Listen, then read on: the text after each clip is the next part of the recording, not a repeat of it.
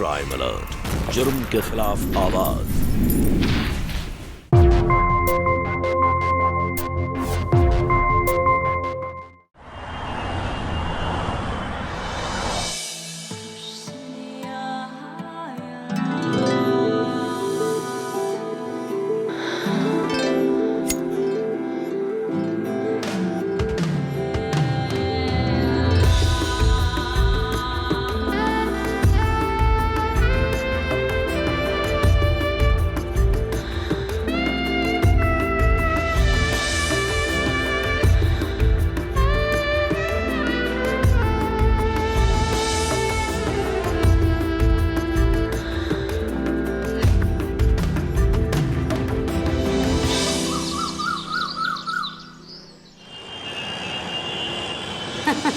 जैसे नाम वैसे गुण। तुमने तो मेरा मन मोह लिया आबा। कितनी खूबसूरत हो। स्नेहा, अम्मा बाबूजी के देहांत के बाद तुमने तो सोचा भी नहीं होगा कि आभा के लिए इतने बड़े घर से रिश्ता आएगा। आंटी जी, पहले पुनीत को आभा को पसंद तो कर लेने दीजिए। अरे बेटा, पुनीत मेरा बेटा है। अगर मैंने पसंद कर लिया ना तो समझो पुनीत ने भी लड़की पसंद कर ली। वैसे आपके बेटे पुनीत रह कहाँ गए? खास लोग खास मौके पर खास एंट्री लेते हैं। आज के दिन भी मेरे बेटे का पीछा नहीं छोड़ा इस संजय ने, चिपकू कहेगा।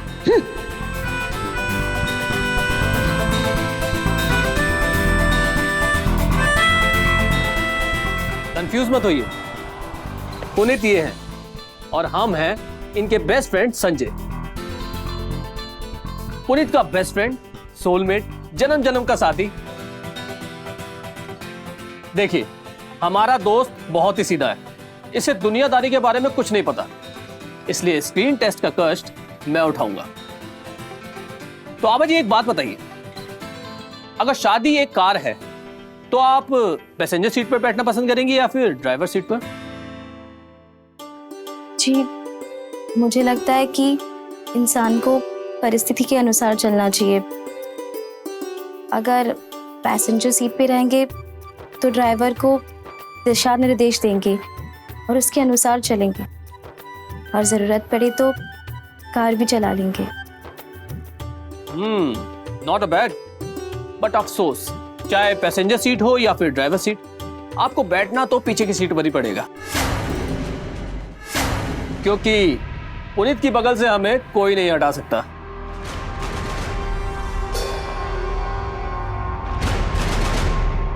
जोक सपाट। आंटी जी, लड़की तो सुंदर भी है और स्मार्ट भी। मेरी तरफ से तो ग्रीन सिग्नल है, आप ये रिश्ता जल्दी से लॉक कर दीजिए। जैसे तेरे ग्रीन सिग्नल का इंतजार था हमें। अच्छा छोड़िए, पंडित जी से कह के अगले महीने की तारीख फिक्स कर देते हैं शादी की। जी। तो देर किस बात की, मुंह मीठा करते हैं ना।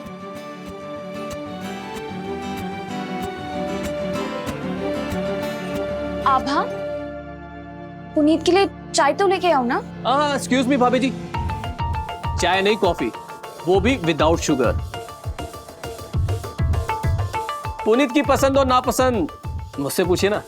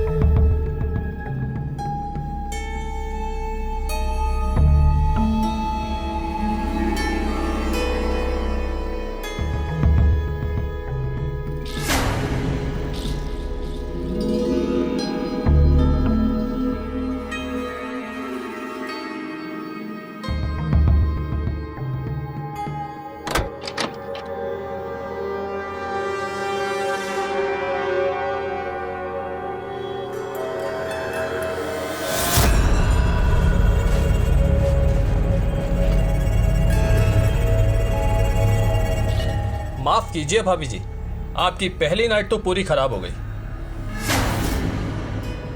बड़ी मुश्किल से इसे मैंने शादी के लिए राजी किया था, पर अफसोस सुहाग रात के लिए नहीं मना पाया उसे।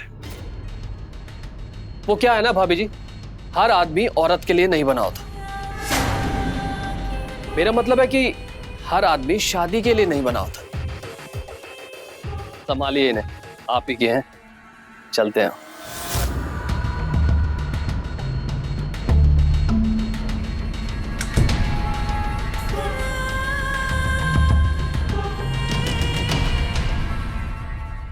बेशरम, ये क्या कान लगाकर खड़ी है अपने भाई के कमरे के? अरे मम्मी, भाई तो शराब पी के बेसुध पड़े हैं। मैंने अभी अभी उस संजय को घर से बाहर जाते देखा। मुझे लगा था एक बार शादी हो जाए तो सब ठीक हो जाएगा, लेकिन यहाँ तो।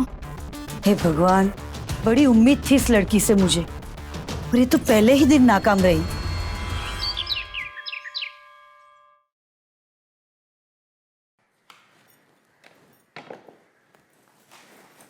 हाँ लाइए माँ जी, मैं कर देती हूँ।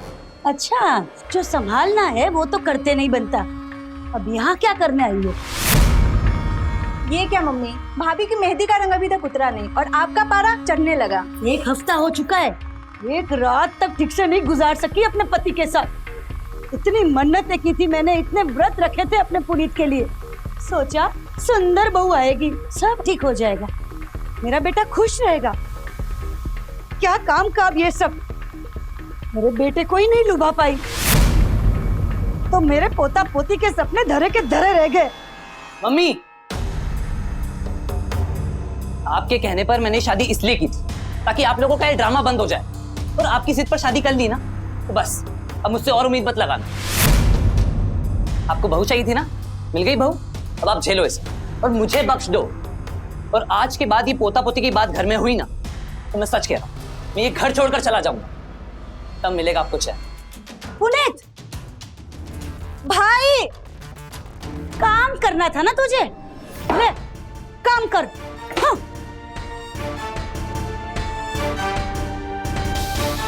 मेरी क्या गलती है? सब क्यों हो रहा है मेरे साथ? ये लोग इस तरह से बर्ताव क्यों कर रहे हैं? पुनीत तो मेरा चेहरा भी नहीं देखना चाहते, शक्ल देखते ही मुंह फेर लेते हैं।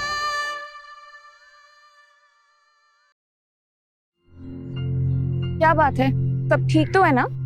तू कुछ उदास लग रही है। नहीं तो दी, मैं ठीक हूँ, बहुत खुश हूँ मैं। अच्छा तो वीडियो कॉल कर मुझे।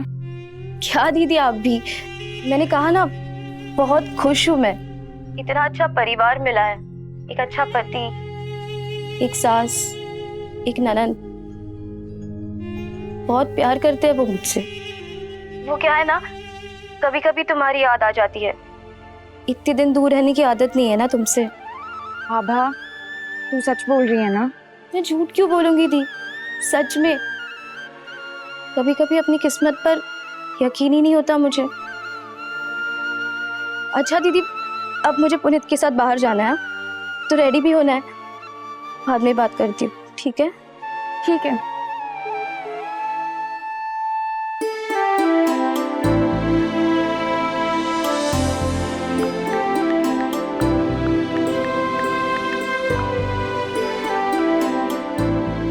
माँ जी ने बताया था कि आपको खजूर की खीर बहुत पसंद है, तो मैंने बना ली है। आप चक्कर बताएंगे कैसे बनी है?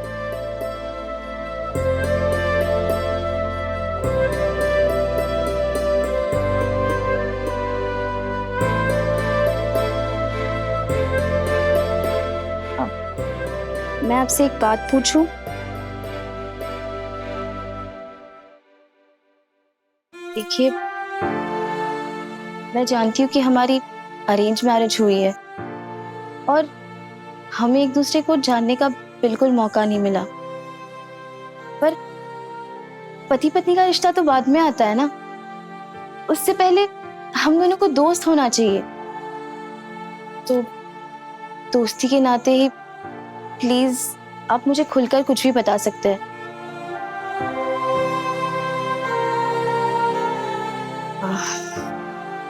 अगर शादी से पहले आप किसी लड़की से प्यार करते थे तो प्लीज मुझे बताइए, मैं जरा भी बुरा नहीं मानूंगी। लाइफ में ना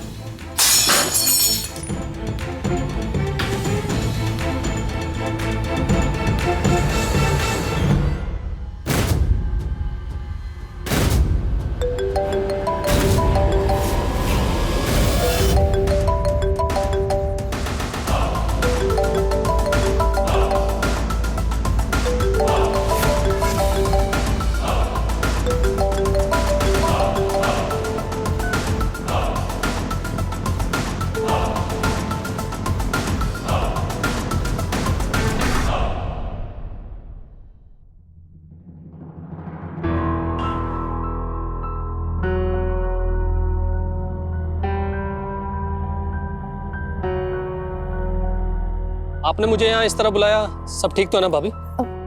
प्लीज बैठिए ना, मुझे आपसे कुछ बात करनी थी। जी। देखो, आप उनके सबसे अच्छे दोस्त हैं। मैं जानती हूँ कि आप पुनीत के लिए कभी भी कुछ भी बुरा नहीं सोचोगे। प्लीज मुझे उसके पास्ट के बारे में सब कुछ सच सच बता दीजिए ना। मैं कुछ समझा नहीं भाभी। क्या शादी से पहले उनके लाइफ में कोई और लड़की थी?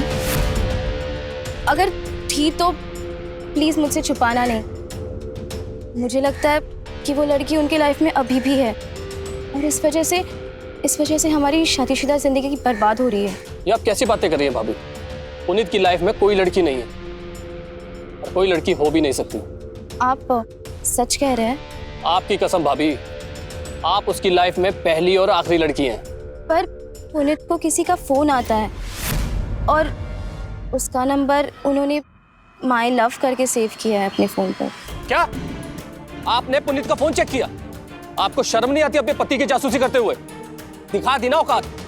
इतनी जिद करके मैंने उसे शादी के लिए राजी किया था, लेकिन लगता है मैंने बहुत बड़ी गलती कर दी।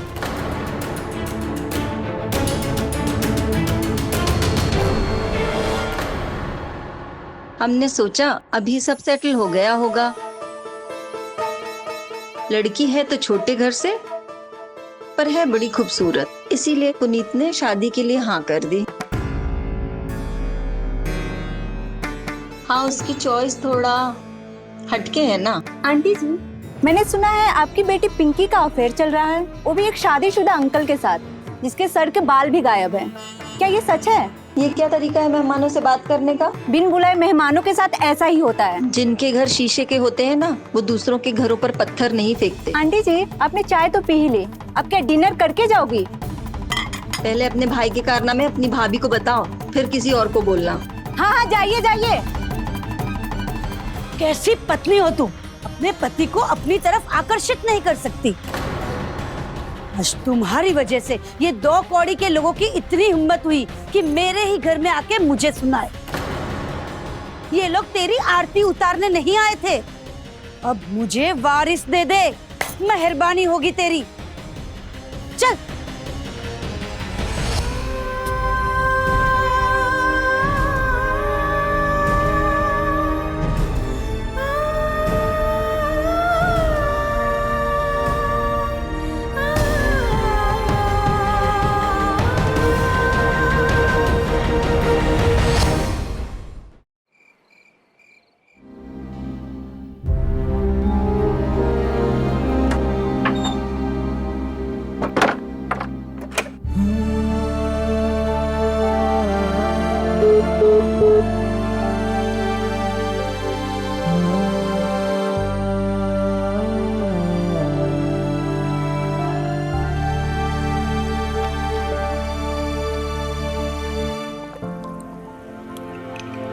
अरे आप ये क्या कर रहे हैं?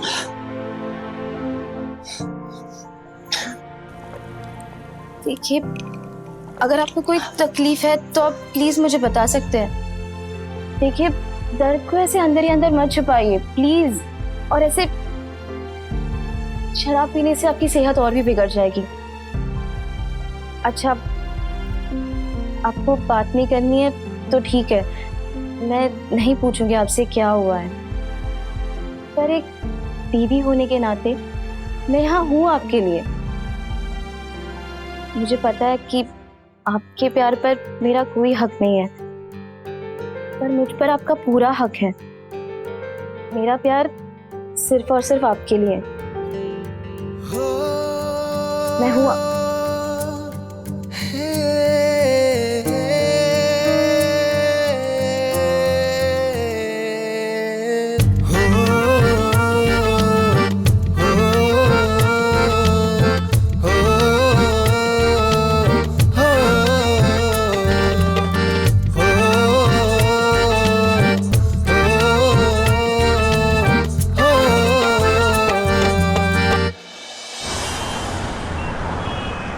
पुनीत, तुम्हारा बिजनेस कैसे चल रहा है? पापा वो Q3 का प्रॉफिट डबल रहा। भाई वाह, ये तो बड़ी खुशी की बात है। और वो तुम्हारे गोविंद नगर वाले प्रोजेक्ट का क्या हुआ? वो भी बहुत बढ़िया है। वाह भाई वाह, भाई तुम्हारे बेटे की मेहनत रंग ला रही है। बेटा किसका है? भाभी रोटी बहुत अच्छी बनी है। माना कि तुझे वक्त लगा, लेकिन तूने पुनीत का दिल जीत लिया। ना से देर भली। अब ये बता, खुशखबरी कब दे रही है? क्या मम्मी आप भी? हे भगवान, इस जमाने में भी इतना शर्मिला बेटा पाया है मैंने। इसका गुजारा कैसे चलेगा?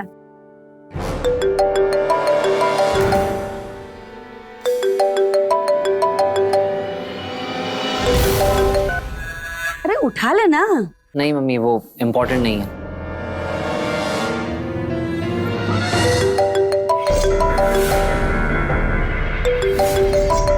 एक बार उठा के ना तो बोल दे, खामखा परेशान कर रहे।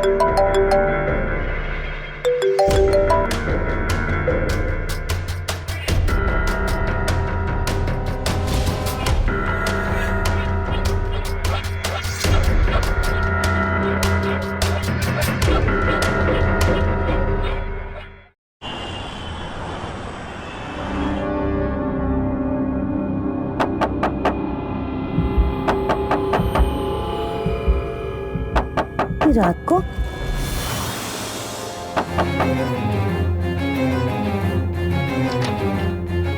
इतनी क्या आफत आ पड़ी रात को? वो 1 बज के मम्मी जी, पुनीत अभी तक घर नहीं आए। उनका फोन भी बंद है।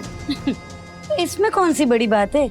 शादी के पहले भी अक्सर वो 1-2 बजे के बाद ही घर आता था। होगा कोई दोस्त के साथ पार्टी मना रहा होगा।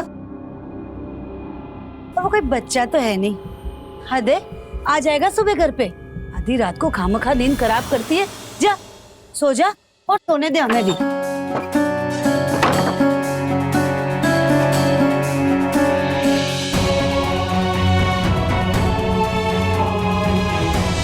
क्या पुनीत उधर भी नहीं आया? तब से इस संजय का फोन भी नहीं लग रहा। प्रभु, दोपहर हो गई, अभी तक मेरे बेटे की कोई खबर नहीं। उसकी रक्षा करना प्रभु, उसे सलामत रखना। मैं आपके मंदिर में 1.25 मन अनाज का दान करूंगी। सब जगह फोन कर लिया है, किसी को भी पुनीत की कोई खबर नहीं है। मैंने सोचा कि सब कुछ ठीक चल रहा है अब तुम दोनों के बीच में। ऐसा क्या किया तूने कि मेरा बेटा घर छोड़कर ही चला गया? मेरे गाय जैसे बेटे को संभाल भी नहीं पाई तू। माँ जी, इसमें मेरी कोई गलती नहीं है। मेरी पुनीत से कोई बात तक नहीं हुई थी। मुझे देख, 30 साल हो गए मेरी शादी को, लेकिन एक रात भी मेरे पति ने मेरे बिना बाहर नहीं गुजारी। कैसी बीवी है तू, जो अपने पति को काबू में भी नहीं रख सकती। माँ जी, इसमें मेरा कोई दोष नहीं है। मुझे लगता है कि पुनीत का किसी और लड़की के साथ चक्कर चल रहा है। इसकी हिम्मत तो देखो, मेरे मासूम बेटे पे इतना घटिया इल्जाम लगा रही है।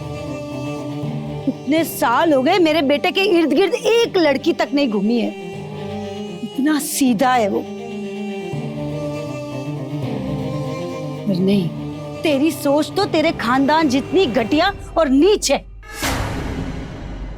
छोड़ो उषा, मैं पुलिस स्टेशन जाता हूँ उसकी मिसिंग कंप्लेंट करवाने के लिए। रुकिए पापा, मेरी अभी अभी संजय से बात हुई। भैया उनके साथ दिल्ली गए हैं, बस कुछ दिन में वापस आ जाएंगे। उनका मूड ठीक नहीं था, इसीलिए उन्होंने अपना फोन ऑफ कर लिया था। क्या हो गया पुनीत को?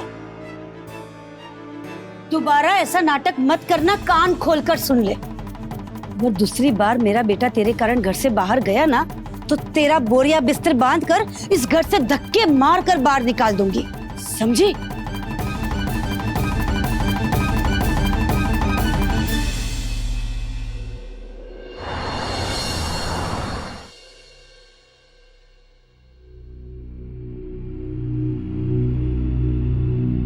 अरे, आप आ गए?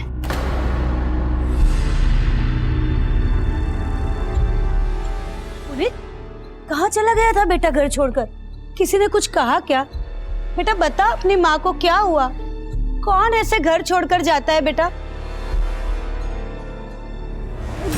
अरे सुनिए, देखो इसके नाटक तो देखो। हाँ, पहले तो देखभाल की नहीं और अब ऐसे दिखा रही है जैसे पूरे घर में तू अकेली है उसकी फिक्र करने वाली। चल काम पे लग। 2-2 घंटे के काम को 20-20 घंटे लगाती है। हाँ? और हाँ, आज से काम वाली के कमरे में सोएगी। काम वाली तो है नहीं, वैसे ही उसका कमरा खाली पड़ा है। तुझे तो वो जितना कम देखे ना उतना ही ठीक है। क्या काम की ऐसी खूबसूरती जो अपने पति को भी ना रिझा सके। हाँ।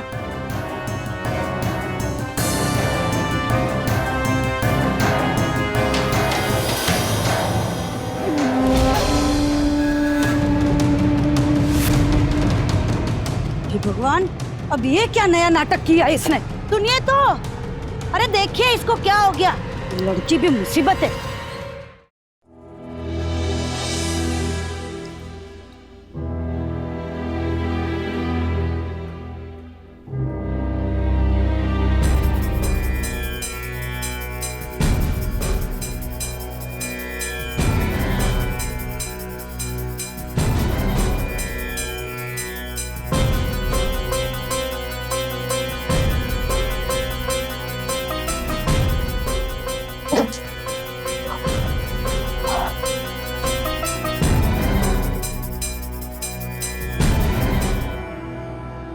अब्बा,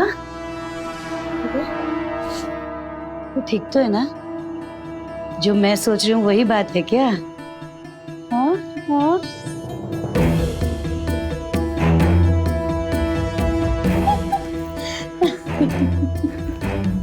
ये तो बड़ी खुशी की बात है बेटा। ये शगुन के पैसे मेरी तरफ से लो। इतनी बड़ी खुशखबरी और इतने कम पैसे? ये तो मैं रखती हूँ। पुनीत, पुनीत तू बाप बनने वाला है बेटा। बधाई हो बेटा, बधाई हो। बधाई हो मम्मी। अब सबके मुंह पे ताले लग जाएंगे। मैं कल ही उस पिंकी की मम्मी को जाके जला के आती हूँ। भाई को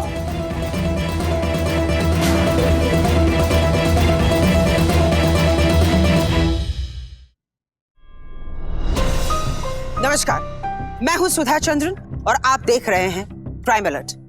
हर इंसान की जिंदगी में शादी का एक महत्वपूर्ण स्थान होता है। हर किसी ने अपने जीवन साथी को लेकर सुंदर सुंदर सपने संजोए होते हैं। आभा ये नहीं समझ पा रही थी कि उसके ससुराल वाले उसके साथ ऐसा सौतेला बर्ताव क्यों कर रहे थे। पुनीत तो उसे बिल्कुल नजरअंदाज कर रहा था। इसके पीछे का कारण वो नहीं समझ पाई, क्योंकि ये शादी कोई जोर जबरदस्ती या किसी प्रलोभन में नहीं हुई थी, सबकी रजामंदी से हुई थी। तो क्या वाकई पुनीत की जिंदगी में कोई और इंसान था? और अगर था, कौन था वो? आभा को इस सवाल का जवाब तो नहीं मिला, लेकिन हाँ, डॉक्टर ने उसे एक खुशखबरी दी कि वो मां बनने वाली है। एक उम्मीद की किरण तो जागी, लेकिन उसकी परिस्थिति में कोई जमीनी बदलाव नहीं आया। इतनी खुश हूँ मैं आभा, क्या बताऊँ, क्या खबर सुनाई है तूने। मैं ना अगले हफ्ते आती हूँ तुझसे मिलने। अगले हफ्ते? नहीं नहीं दी। क्यों? मुझसे मिलने का मन नहीं कर रहा है? हाँ, अब ससुराल में जाके इतना रम गई हैं कि दी को मिस भी नहीं करती है। ऐसी बात नहीं है दी, वो क्या है ना, घर पे मरम्मत का काम चालू है ना, तो आपके ठहरने के लिए गेस्ट रूम की व्यवस्था भी नहीं हो पाएगी। और वैसे भी कुछ ही महीनों के बाद मैं वहां आ ही रही हूँ ना डिलीवरी के। अरे फोन क्यों कटा? चुगली कर रही है तू हमारी? हाँ, तेरी हिम्मत भी कैसे हुई ये सोचने की कि मेरे वारिस को अपने मायके के कचरे में पैदा करेगी?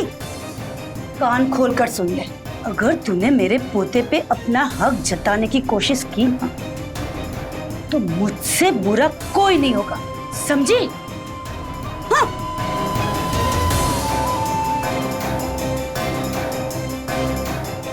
हे भगवान, ये जिंदगी है कि श्राप है? कहीं कहीं मुझसे ही मेरा बच्चा ना छीन ले। The number you are trying to call is currently not reachable. The number you are trying to call is currently not reachable.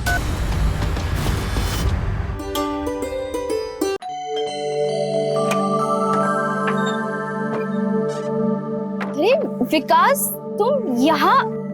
College के बाद आज देख रही हूँ तुम्हें मैं। हाँ, पर तुम्हारे चेहरे पे 12 क्यों बजे हैं? तुम इस घर की भौरानी कम नौकरानी ज्यादा लग रही हो। अरे वो काम वाली बाई छुट्टी पे है ना, और मैं नहाई भी नहीं हूँ, इसीलिए बस ऐसे लग रही हूँ। आभा, तुम अपनी बहन से झूठ बोल सकती हो, मुझसे नहीं। मैं बचपन से जानता हूँ तुम्हें, बेवकूफ नहीं हूं मैं। तुम्हारी हालत साफ दिख रही है। ये लोग तुम्हें ठीक से खाना पीना नहीं देते क्या? ऐसी बातें कर रहे हो विकास तुम? तो दिख रहा है, वही बोल रहा हूँ। अच्छा ये सब छोड़ो, तुम यहाँ अचानक कैसे? स्नेहा को पता चला कि मैं शहर में हूँ तो उसका कॉल आया था। बहुत परेशान थी, कह रही थी हफ्ते भर से तुम्हारा फोन नहीं लग रहा। अरे हाँ, वो मेरा फोन खराब हो गया था ना, मैंने रिपेयरिंग के लिए दिया है, पर वो दुकान वाला कल परसों किए जा रहा है, और घर गृहस्थी पे वक्त ही नहीं मिलता। देखो बहाना मत बनाओ यार, घर में और भी फोन होंगे, किसी और फोन से फोन कर देती। इतना परेशान हो रही है वो तुम्हारे लिए। रो रही थी, कह रही थी ससुराल का मामला है। आभा, सब ठीक है ना? प्लीज, तुम्हें हमारी दोस्ती की कसम, मुझसे कुछ मत छुपाना। विकास, मुझे लगता है कि पुनीत का किसी और के साथ चक्कर चल रहा है, और मेरे ससुराल वाले भी मुझे ही दोषी ठहरा रहे। तो सब कुछ हो गया तुम्हारे साथ और तुम अकेली ही झेलती रही। मैं पता लगाता हूँ उसकी लाइफ में कौन है। तुम टेंशन मत लो, मैं सब ठीक कर दूंगा। बहू, कौन है? लगता है मम्मी जी आ रहे हैं, तुम यहाँ से अब चले जाओ, वरना पता नहीं वो क्या सोचेंगे। अच्छा मैं निकलता हूँ, तुम अपना ख्याल रखना। ओके।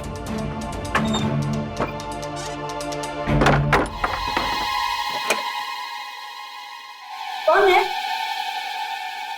वो मम्मी जी सेल्समैन था, पर मैंने मना कर दिया कि हमें कुछ नहीं चाहिए। ठीक। अच्छा सुन, आज तेरी पहली करवा चौथ है, तो काम वाली बाई जैसी मत बनी रहना। करवा चौथ सुहाग का व्रत होता है, अच्छे से सज धज के दुल्हन की तरह तैयार होना। मेरे पुनीत ने भी व्रत रखा है, पगला है, क्या करे।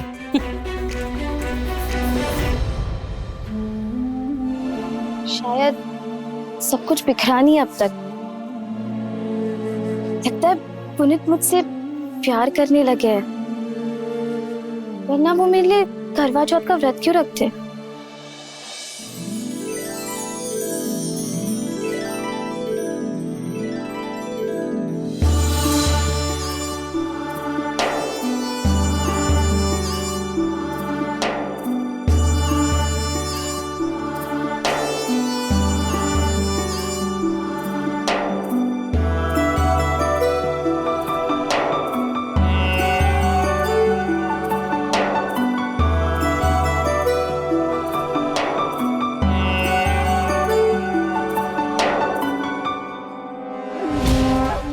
आज के दिन भी पीछा नहीं छोड़ेगा क्या?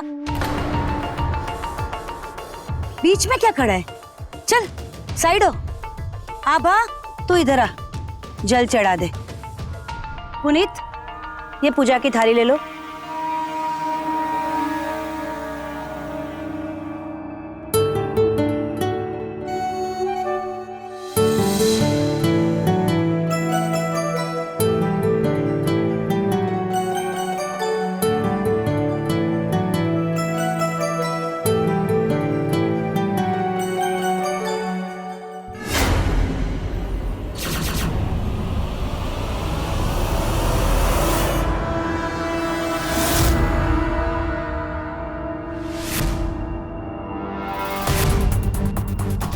भगवान करे कि तुम 100 साल तक जियो, और हर साल मैं इसी तरह तुम्हारे लिए करवा चौथ का व्रत रखूं, तुम्हारी सलामती के लिए।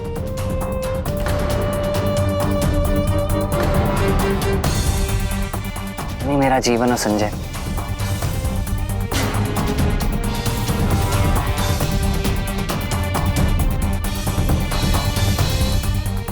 I love you. I love you too.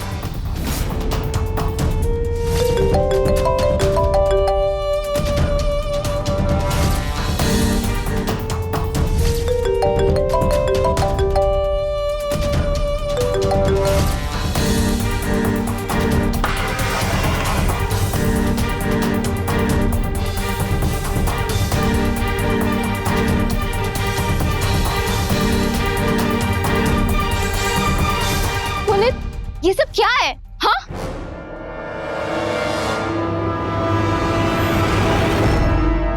वही ये जो तुम देख रही हो। मैं थक गया हूं सच को छुपाते छुपाते। सच ये है कि मैं संजय से प्यार करता हूं, और संजय मेरा प्यार था, है और हमेशा रहेगा। अगर ऐसा था तो तुमने अब तक मुझे अंधेरे में क्यों रखा? क्यों की मुझसे शादी? क्यों जिंदगी बर्बाद की मेरी? हाँ, मेरा ऐसा कोई इरादा नहीं था। सारा दोष मेरा नहीं, कुछ इन लोगों का भी है।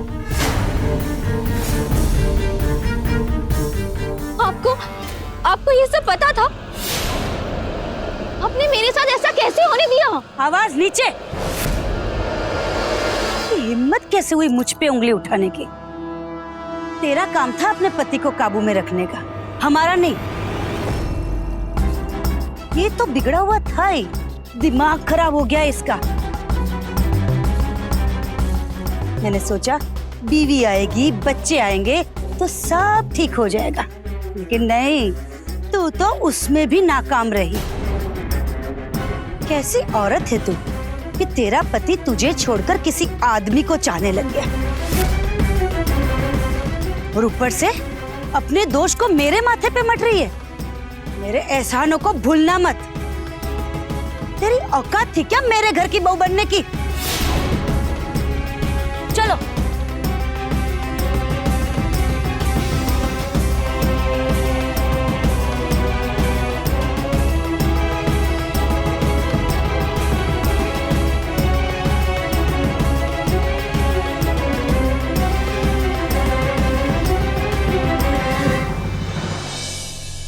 समलैंगिक होना आज हमारे देश में अपराध नहीं है, लेकिन किसी को धोखा देना आज भी अपराध है। पुनीत ने संजय के साथ अपने संबंध को छुपाकर न सिर्फ आभा को धोखा देकर उसने उससे शादी की, बल्कि शादी के बाद भी संजय के साथ उसने अपने जिस्मानी रिश्तों को बनाए रखा, जो कि घोर अपराध है। उसके घर वाले पुनीत के इस नाजायज रिश्ते के बारे में जानने के बाद भी इस बात को उन्होंने नजरअंदाज सिर्फ इसलिए किया क्योंकि वो स्वार्थी थे और उन्होंने आभा की जिंदगी बर्बाद कर दी। हमारा समाज समलैंगिक रिश्तों को नैतिक नजरों से अच्छा नहीं मानता, पर बहुत जरूरी है कि बदलते वक्त के साथ हम अपनी सोच को भी बदलें। क्या पुनीत की सच्चाई जानने के बाद आभा कोई ठोस कदम उठाएगी? क्या वो अपने हक के लिए लड़ेगी, या फिर अपनी बहन की मजबूरी के बारे में सोचकर वो खामोश रह जाएगी? आइए देखते हैं। अब तक आप सबकी ज्यादतियों की वजह से मैं चुपचाप सब कुछ सहन करती रही और अपना फर्ज निभाती रही, पर अब और नहीं। अब बस, क्योंकि अन्याय सहन करने वाला भी अन्याय करने वाले जितना जिम्मेदार होता है। अब मैं पूरी दुनिया को आप सबकी असलियत बता दूंगी।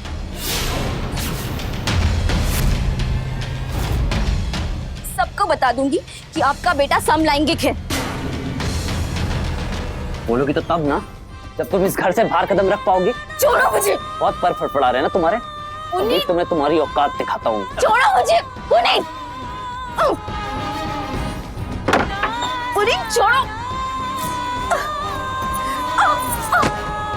चुपचाप इसी कमरे में पड़ी रहना, और खबरदार अपना मुंह खोला तो, वरना तुम्हारी बहन का जीना हराम कर दूंगा। करोगी तुम और भुगतेगी वो। नहीं पुनीत, पुनीत नहीं, पुनीत, खोलो, खोलो।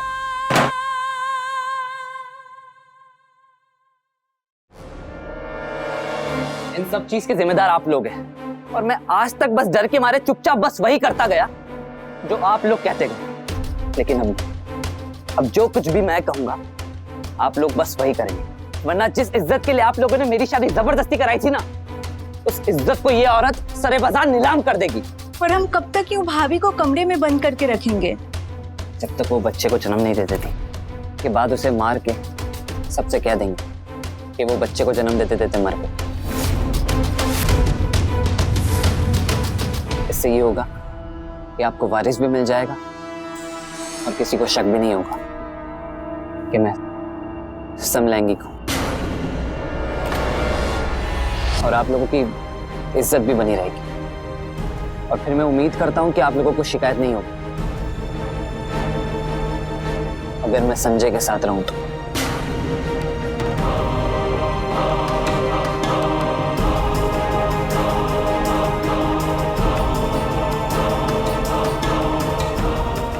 मुझे नहीं बदलना है तो मैं कुछ नहीं कर सकती। थक गई हूं मैं भी। तुझे जो करना है कर, तेरे जी में जो आता है वो कर। तो हाथ जोड़कर कहती हूँ, ये सब दुनिया के सामने मत कर। अपने संबंधों को घर की 4 दीवारी के अंदर ही रख। इतने महीने हो गए हैं, आभा से बात ही नहीं हो पा रही है। पुनीत बोल रहा था कि वो जानबूझकर आभा को मोबाइल से दूर रख रहा है, बच्चे को रेडिएशन से बचाने के लिए। लेकिन सच बोलो तो मेरा मन बहुत घबरा रहा है। कुछ तो गड़बड़ है। प्लीज विकास, एक बार जाके उससे मिल लो ना। नेहा, मैंने आभा के कहने पर पुनीत की खोज खबर निकाली थी, लेकिन आज तक कभी भी किसी ने उसको किसी लड़की के साथ नहीं देखा। मुझे लगता है मैटर कुछ और ही है। तुम टेंशन मत लो, मैं जाकर देखता हूँ।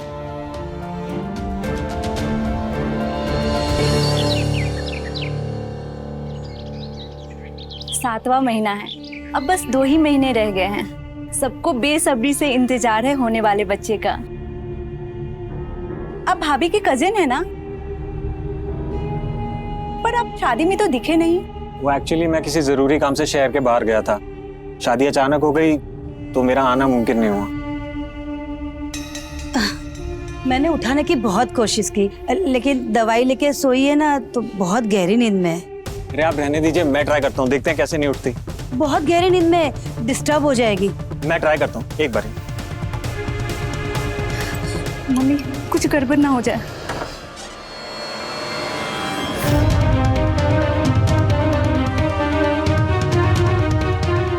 आभा, आभा, विकास, तुम यहाँ? आभा तुम ठीक हो ना? मैंने कहा था ना आपसे कि डॉक्टर ने डिस्टर्ब करने को मना किया है। प्लीज। ठीक है, मैं चलता हूँ।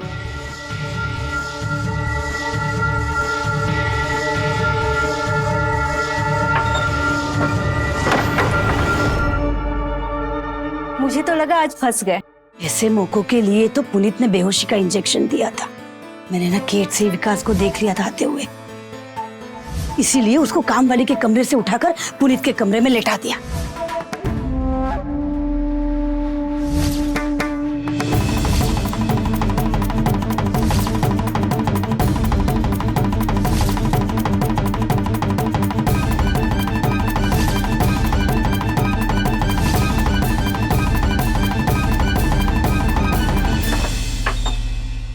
आप लोगों को अक्ल नहीं है कि कितने डोज देना चाहिए बेहोशी के लिए?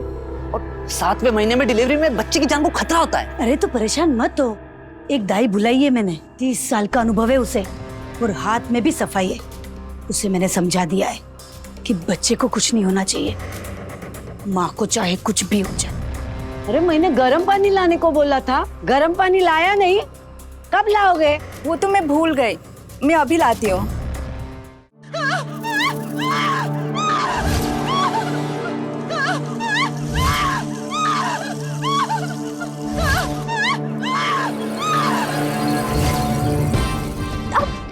मेरा बच्चा कहाँ लेके चलो? प्लीज दाई, मेरा बच्चा मत ले जाइए। मेरा बच्चा पेट में मर गया था।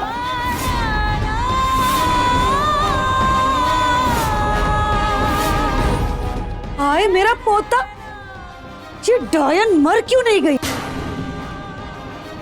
तू क्या खड़ी है? इनाम चाहिए तुझे? जा ले जा इस बच्चे को।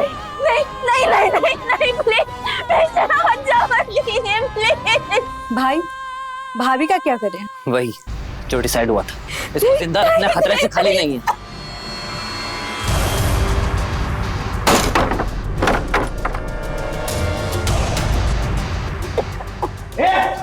बंद करो ये सब। हमने कुछ नहीं किया, पकड़ो इसे। गिरफ्तार करो सबको। अब अरे चुप! जान से मार रहे थे इस लड़की को, क्या लगा था? कानून नाम की कोई चीज नहीं है क्या? विकास, इसने मेरे बच्चे को इसने मेरे बच्चे को मार दिया विकास।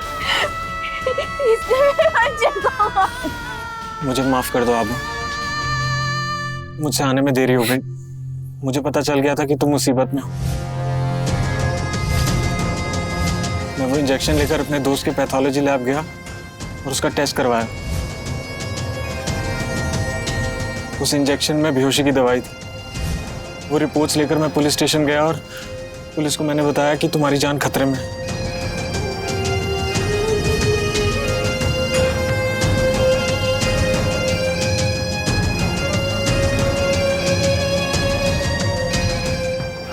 तुम जो हो तो हो, मैं तुम्हें जज नहीं कर रही थी।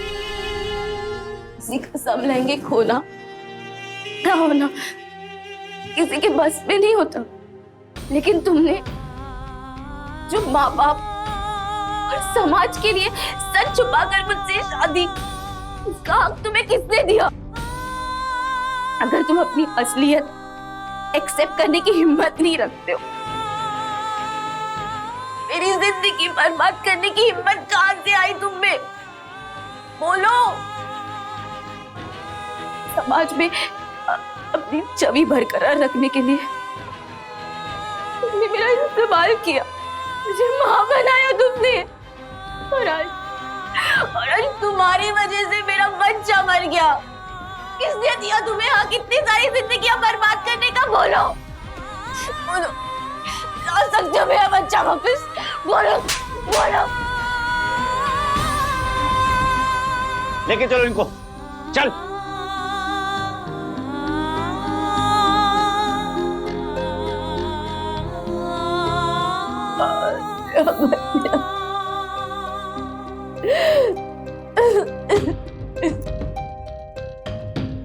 विकास की सतर्कता और पुलिस की मुस्तैदी की वजह से आभा की जान बच गई, लेकिन अफसोस उसका बच्चा नहीं बच पाया।